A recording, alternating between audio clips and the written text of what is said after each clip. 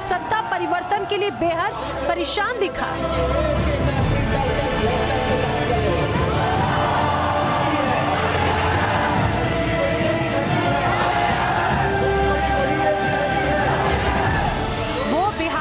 जिसने 15 साल की सुशासन वाले दावे में बदलाव की गुंजाइश देखी।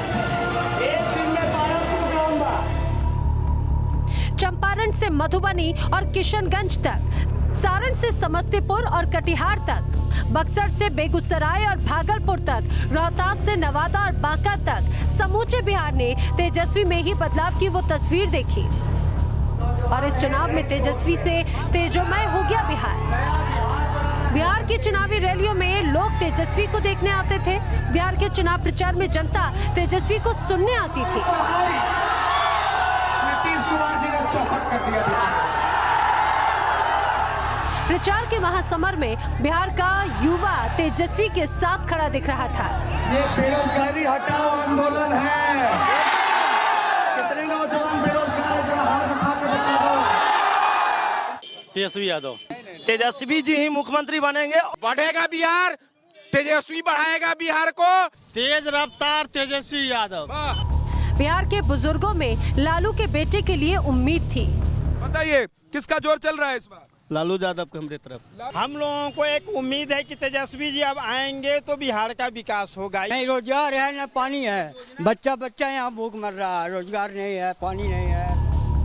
क्या दलित, क्या सवर्ण, क्या पिछड़े, क्या गरीब, सभी की आंखों में एक सुनहरे कल का सपना पैदा हुआ था। इस बार तेजस्वी तय है, इस बार तेजस्वी तय, इस बार तेजस्वी तय है, इस बार तेजस्वी तय। ऐसे भाषण जिसमें बिहार ने सत्ता में आरजेडी की वापसी का सपना कम और बदलाव का संकल्प ज्यादा देखा। बढ़ावे के बाद हाथ उठा के बताओ। एक सुनो, चुपचाप लालटेन छाप। ऐसा प्रचार जिसमें सुनहरे ख्वाबों की नहीं, रोटी रोजगार की बात देखी। बड़ी बड़ी एक घटी है तो जो व्यक्ति 15 साल जिनको मौका मिला, 15 साल में भी कोई काम नहीं कर पाए नीतीश कुमार जी, तो अगला 5 साल भी कोई काम करने वाले नहीं। 15 साल के सुशासन से ऊब चुकी जनता की नब्ज तेजस्वी ने पकड़ ली थी। चूहा दारू पी जाता है थाना में। तेजस्वी ने बिहार में रोजगार की बात की। चुनाव नहीं है, ये बेरोजगारी हटाओ आंदोलन है। कितने नौजवान बेरोजगार हैं, जरा हाथ उठा के बताओ। इतनी बड़ी संख्या में लोग जो है बेरोजगार हैं, लेकिन ये मोदी जी को, नीतीश जी को नजर नहीं आ रहा है कितनी बड़ी संख्या में लोग जो है वो बेरोजगार हैं। तेजस्वी ने बिहार में शिक्षा की बदहाली पर चर्चा की। दवाई, कमाई, सिंचाई और पढ़ाई की बात होनी चाहिए। बिहार में पैसा खरबों रुपया बाहर जाता है, पलायन होता है कि नहीं? तो देखिए 10 तारीख को नीतीश जी का विदाई तय होना। तेजस्वी ने नीतीश के बिहार में चरमराती स्वास्थ्य सुविधाओं पर बात की। मजदूरों से कितना मुंह फेरा नीतीश जी ने, बोले कि जो जहां है वहीं रहो। पहले भी कोरोना था, अभी भी कोरोना है। उस समय 145 दिन तक बिहार के मुख्यमंत्री बाहर नहीं निकले। बीजेपी का नेता बड़वा में कोई नहीं आया देखे। तेजस्वी ने बिहार की ऐतिहासिक समृद्धि और सुशासन के जमाने की ऐतिहासिक गरीबी और पलायन के मुद्दे पर चुनाव लड़ा। कमाई पढ़ाई नीतीश कुमार जी ने अच्छा कर दिया। यानी तेजस्वी के पिटारे में हर वो मुद्दे थे जो बिहार के इस चुनाव में बिहार की जनता के नब्ज के साथ सटीक बैठते थे। तेजस्वी ने विरोधियों को पस्त करने के लिए उन सभी का बखूबी और भरपूर इस्तेमाल किया। जब सरकार बनेगी तो पहला कैबिनेट मीटिंग जो होगा, पहला जो कैबिनेट मीटिंग होगा, पहले दस्तखत से लगभग 10 लाख नौकरियां निकाली जाएंगी। 10 लाख नौकरियां निकाली जाएंगी और ये वादा नहीं है, मजबूत इरादा है। हम लोग झूठ नहीं बोल रहे।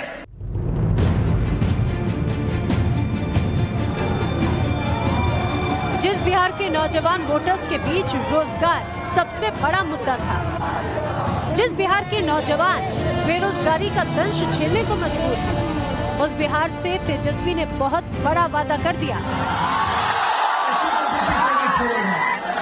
अब जात पात और नफरत धर्म की राजनीति से ऊपर उठ करके दवाई, कमाई, सिंचाई और पढ़ाई की बात होनी चाहिए। नौकरी कौन देगा आपको बिहार में? तेजस्वी सरकार देंगे। नीतीश के सरकार में तो कुछ मिला ही नहीं। बड़ा मुद्दा है क्या? इस बार का सिर्फ जो भी युवा है वो नौकरी ही बड़ा मुद्दा है बिहार में। जात पात की कोई लड़ाई नहीं है, यहाँ सिर्फ और सिर्फ रोजगार की लड़ाई है। बेरोजगार है। वजह परिवर्तन की? क्योंकि बेरोजगारी बहुत हो गया है और वो बोल रहे हैं कि अगर जो हम परिवर्तन कर देंगे तो थोड़ा उन पर भी भरोसा। जब 2014 के एग्जाम भरे थे, 14 में ISC पास हुए थे, अभी तक 29 नवंबर को बोल रहा है कि मेंस एग्जाम अभी हो रहा है। तेजस्वी जी से ही हम लोग को लग रहा है कि 10 लाख बना 19 लाख। नौजवान का दर्द समझेगा। अब हम लोग को भरोसा है कि तेजस्वी जी ही रोजगार देंगे। जो नीतीश सरकार 15 साल में बिहारी नौजवानों के रोजगार पर ध्यान नहीं दे सकी, उससे सवाल उठाए कि नौकरी का वादा कर दिया, पैसे कहां से आएंगे? इतना को हम नौकरी लगाएंगे तो क्या करेंगे? सब तो बोगस बात है। वो सब तो यूं ही बोलने की आदत है, कुछ से कुछ बोलना है, लोगों को गुमराह करना, भ्रमित करना।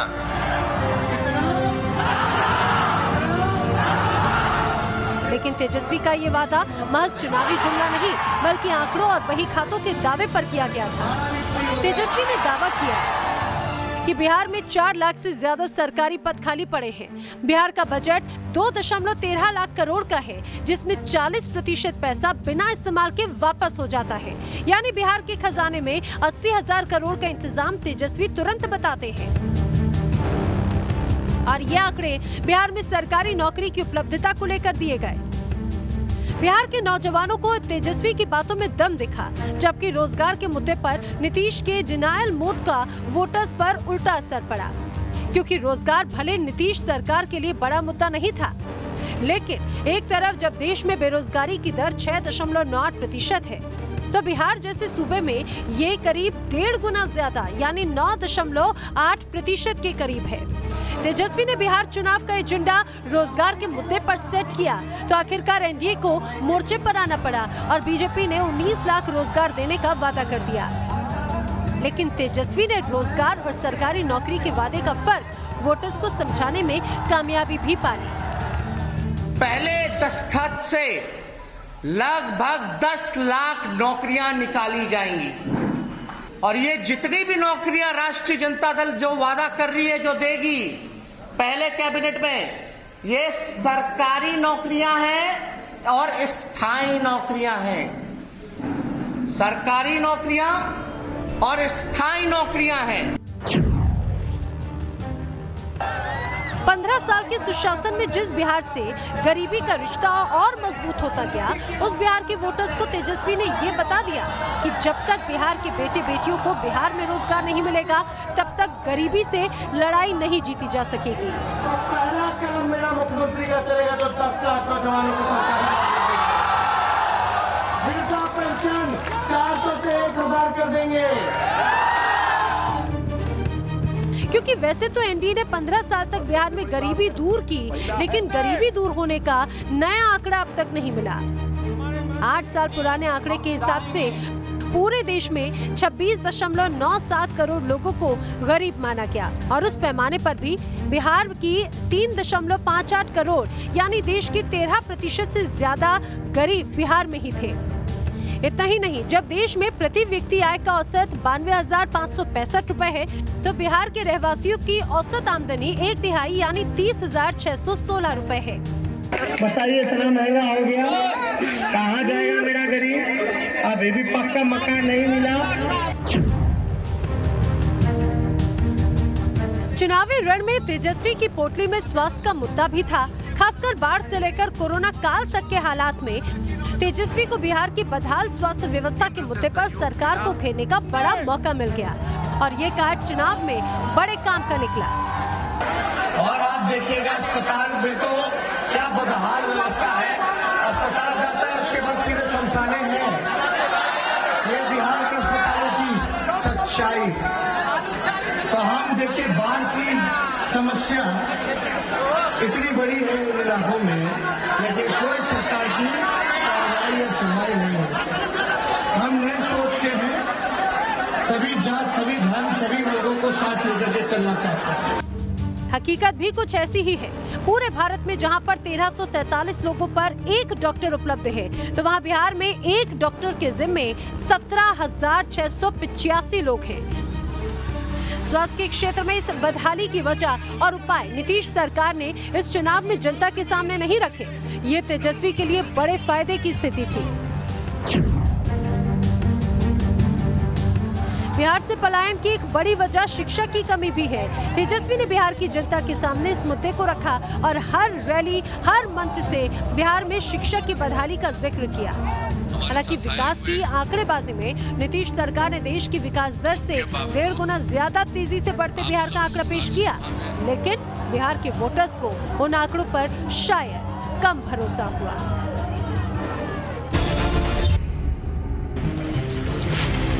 बिहार में वोटिंग के बाद मतदाताओं के मूड का अनुमान लगाया गया तो तेजस्वी का पलड़ा भारी दिख रहा था।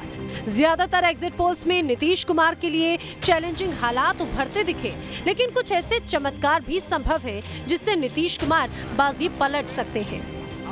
एनडीए और नीतीश कुमार की उम्मीदों की लकीर दो वजहों से जिंदा है। एक तो इन्हें लगता है कि सूबे के साइलेंट वोटर्स ने इनके पक्ष में मतदान किया है, दूसरा इन्हें लगता है कि राज्य की महिलाओं का भरोसा नीतीश कुमार सरकार में बरकरार है।